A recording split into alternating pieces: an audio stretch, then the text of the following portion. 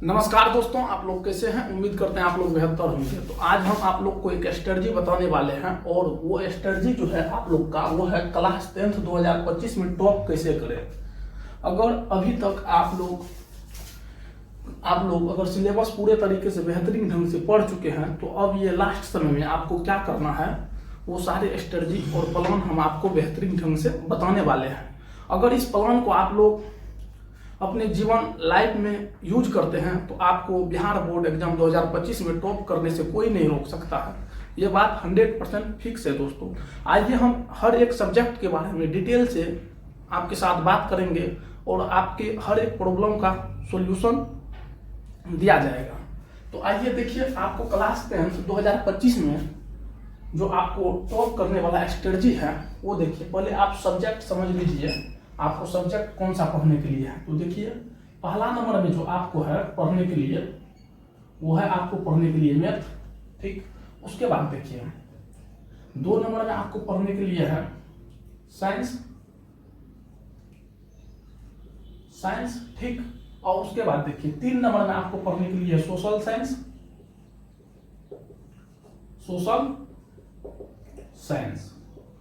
उसके बाद देखिए 4 नंबर में जो आपको पढ़ना है वो देखिए पढ़ना है हिंदी, क्या पढ़ना हिंदी। और 5 नंबर में पढ़ना है आपको संस्कृत और 6 नंबर में आपको पढ़ना है इंग्लिश। और हम इंग्लिश को 6 नंबर में क्यों रखे हैं इसके विषय में भी हम आपको बताएंगे, क्योंकि देखिए आपके बोर्ड एग्जाम में जो है इंग्लिश के मार्क आपको काउंट नहीं किया जाता है, बल्कि ये इंग्लिश आपके लिए नेसेसरी है और आपको कम से कम 50% नंबर इसमें आना चाहिए। क्योंकि आप अगर क्लास 10th के बाद बहुत सारे ऐसे कंपटीशन है, जैसे आप आर्मी का तैयारी करना चाहते हैं तो उसमें कम से कम आपको 30% नंबर आना चाहिए, तब आप किसी भी गवर्नमेंट यानी कि डिफेंस विभाग के किसी भी गवर्नमेंट जॉब में अप्लाई करने के लिए एलिजिबल हो पाइएगा। अगर इंग्लिश में आपको मान लीजिए आप बिहार बोर्ड एग्जाम में टॉप कर गए और इंग्लिश में आप फेल कर गए, तो आप तो टॉप तो कर गए बोर्ड एग्जाम में, लेकिन आप डिफेंस विभाग के बहुत सारे फॉर्म नहीं भर सकते हैं इस मार्कशीट पर। तो आइए अब हम बात करते हैं। देखिए, जैसे आपके मैथ हो गया, साइंस हो गया, सोशल साइंस और हिंदी संस्कृत, ये 5 सब्जेक्ट का मार्क आपका जुटता है और टोटल जो इस 5 सब्जेक्ट का एग्जाम होता है वो आपका कितना 460 नंबर का एग्जाम होता है। कितना होता है 460 नंबर का एग्जाम होता है। और 40 मार्क जो है, देखिए 40 मार्क आपके स्कूल से आपको प्रैक्टिकल नंबर के द्वारा दिया जाता है। तो इस 40 में उम्मीद करते हैं सबको 38 नंबर दिया जाता है। अगर आप अपने स्कूल से बेहतर संबंध बना के रखते हैं तो आपको 40 में 40 नंबर भी देता है। अब देखिए बात करते हैं मैथ का। तो मैथ देखिए आपका स्कोरिंग सब्जेक्ट है, इसमें आप चाहिएगा तो 100 में 100 स्कोर कर सकते हैं। उसके बाद देखिए बात रहा साइंस का। तो साइंस में देखिए आपको 3 पार्ट पढ़ना पड़ता है, फिजिक्स पढ़ना पड़ता है, केमिस्ट्री पढ़ना पड़ता है और बायोलॉजी पढ़ना पड़ता है। और टोटल जो आपका साइंस का जो एग्जाम होता है क्लास 10th का वो आपका 80 नंबर का होता है, जिसमें 40 नंबर आपसे ऑब्जेक्टिव पूछा जाता है और 40 नंबर में आपका सब्जेक्टिव पूछा जाता है। अब देखिए फिर सोशल साइंस का भी जो आपका एग्जाम होता है बोर्ड एग्जाम का, वो आपका 80 नंबर का होता है, जिसमें आपको 40 नंबर ऑब्जेक्टिव पढ़ना पड़ता है और 40 नंबर सब्जेक्टिव पढ़ना पड़ता है। अब देखिए सोशल साइंस में कुल आपको कितना 5 सब्जेक्ट पढ़ने के लिए पड़ जाता है। देखिए हिस्ट्री पढ़ना पड़ता है, पॉलिटी पढ़ना पड़ता है, इकोनॉमिक्स पढ़ना पड़ता है, ज्योग्राफी पढ़ना पड़ता है। उसके बाद ज्योग्राफी में एक और पार्ट है जिसको हम आप लोग आपदा बोलते हैं, वो भी पढ़ना पड़ता है। वहां से भी आपको ऑब्जेक्टिव बनते हैं और वहां से एक सब्जेक्टिव भी पूछा जाता है 2 मार्क में। उसके बाद देखिए बात रहा है हिंदी का।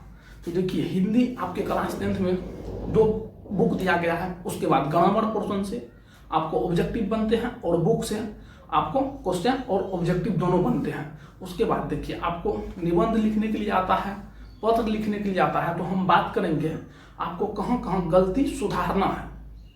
जैसे देखिए आप जैसे निबंध लिखते हैं, देखिए अगर आप हिंदी में क्या लिखते हैं, निबंध लिखते हैं, जैसे आप मान लीजिए आपको वृक्षारोपण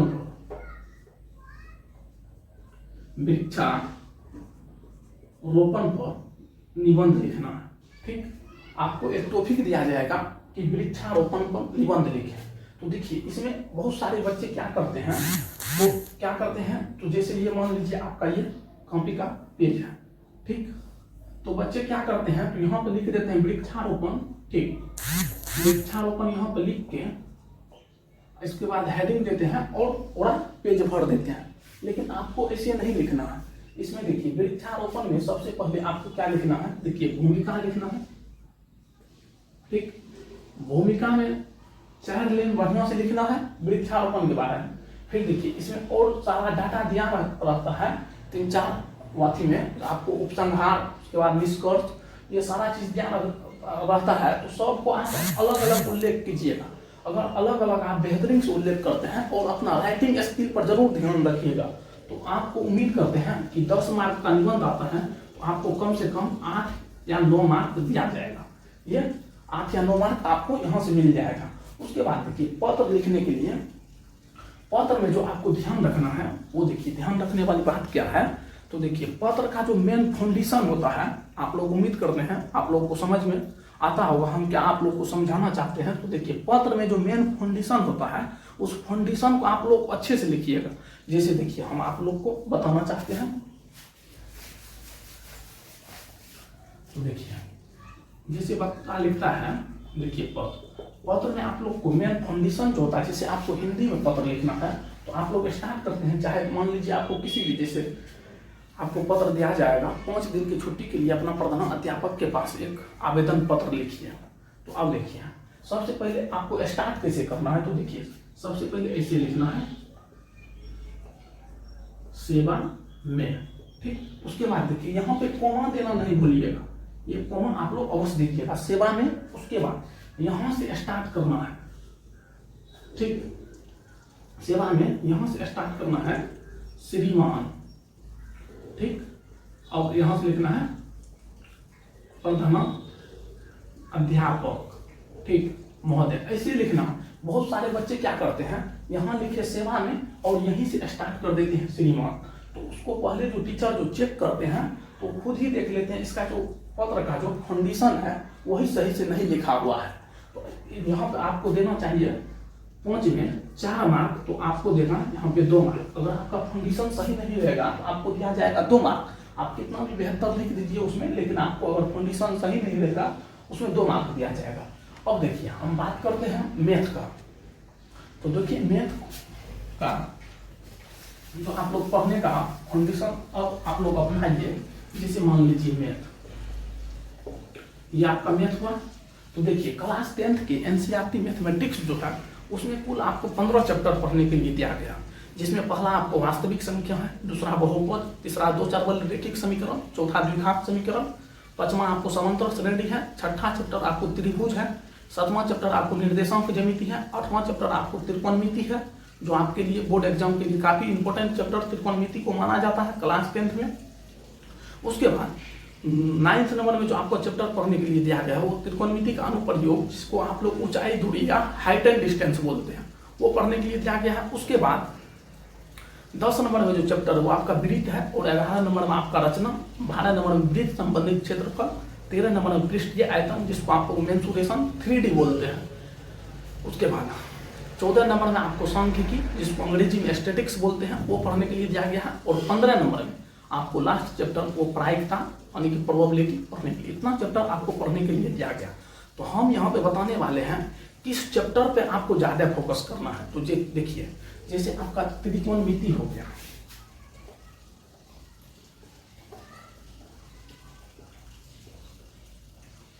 ट्रिगोनोमेट्री हो गया, इस पे आपको ज्यादा ध्यान देना है।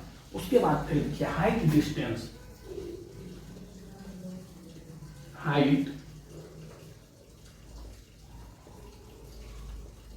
हाइट एंड डिस्टेंस, यहां से आपको एक 5 नंबर वाला क्वेश्चन यहाँ से फिक्स रहता है और हर बार पूछा ही जाता है। और हाइट डिस्टेंस में कितना क्वेश्चन पढ़ने के लिए है, आपको प्रश्नावली 9.1 में कुल 16 प्रश्न दिया गया है, और उसी 16 प्रश्न में से हर साल एक ना एक प्रश्न रिपीट करता है। तो आप उस 16 प्रश्न को अच्छे से बनाने के लिए सीख लीजिएगा। उसके बाद जैसे देखिए, उसके बाद आपको जैसे मान लीजिए ज्योमेट्री,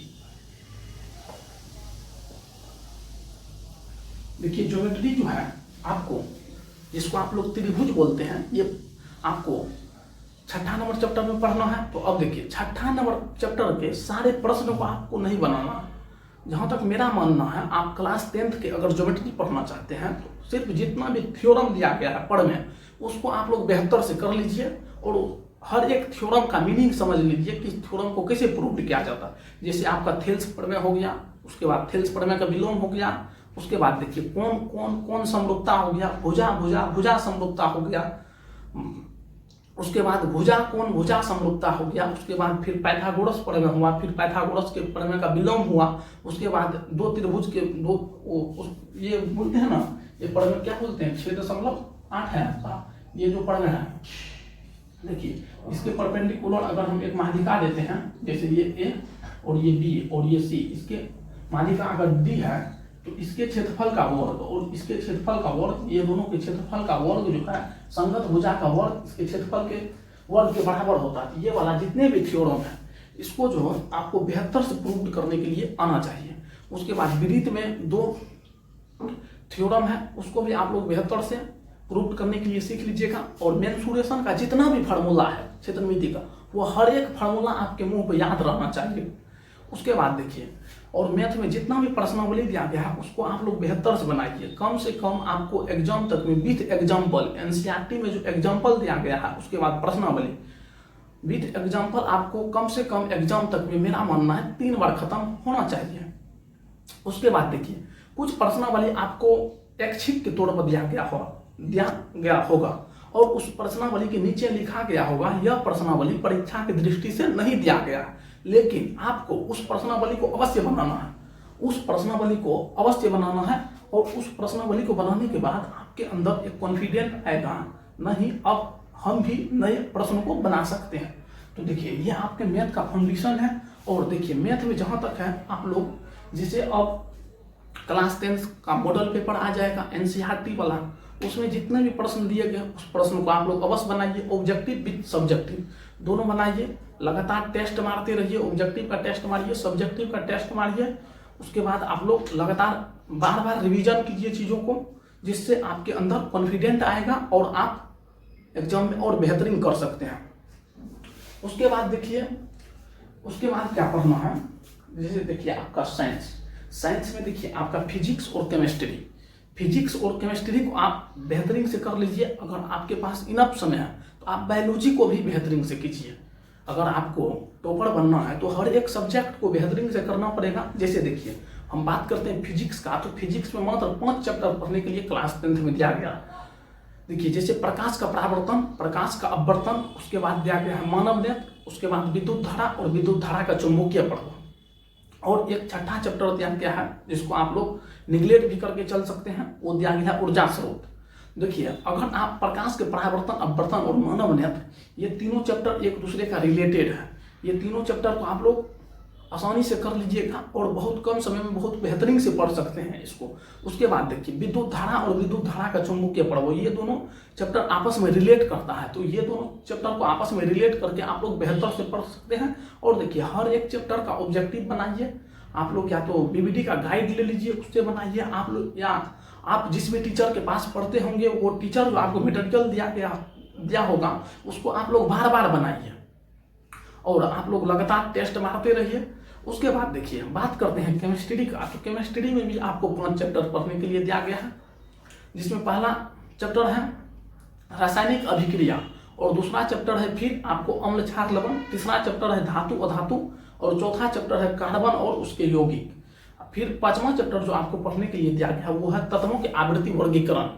तो ये 5 चैप्टर में हम देखिए आप इस 5 चैप्टर में जैसे देखिए रासायनिक अभिक्रिया एवं समीकरण, इसमें आपको छोटा छोटा परिभाषा याद रखना है, उसके एग्जाम्पल याद रखना है।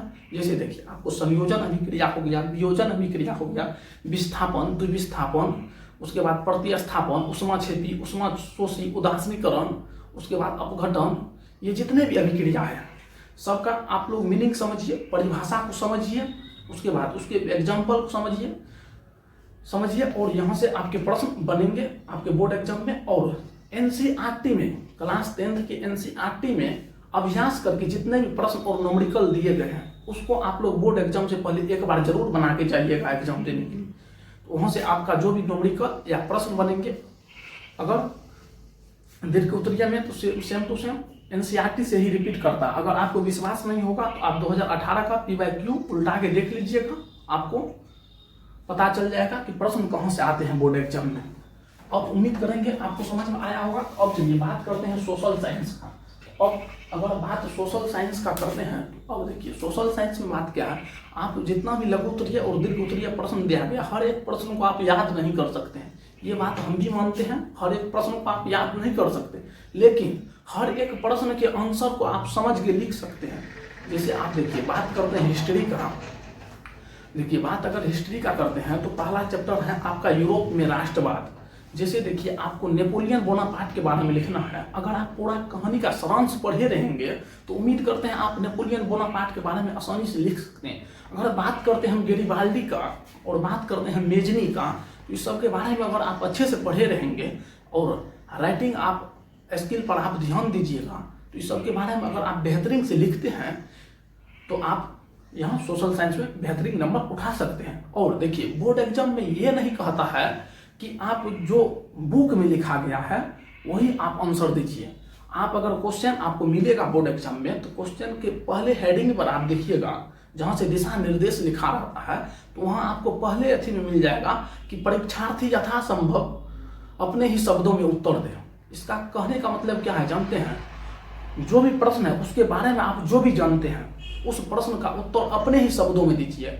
अपने ही शब्दों के मतलब ये नहीं होता है कि आप अपने ही शब्दों में गाना ही लिख दिए, तो ये आपका अपने ही शब्दों में नहीं हुआ। आप उस बुक और जो भी आपको जैसे गेरिबाल्डी के बारे में पूछा, आप जो भी बुक में पढ़े हैं, आज जो भी आप टीचर के हेल्प लेकर पढ़े हैं उसको अपने अनुसार अपने भाषा में अपने लैंग्वेज में लिख सकते हैं। उसके बाद देखिए बात अगर पॉलिटी का करते हैं, राजनीतिक शास्त्र का, तो उसमें भी आपको 5-6 चैप्टर पढ़ने के लिए दिया गया है। जैसे सत्ता में साझेदारी, आप वो वहाँ से उस सब चैप्टर को आसानी से कर सकते हैं।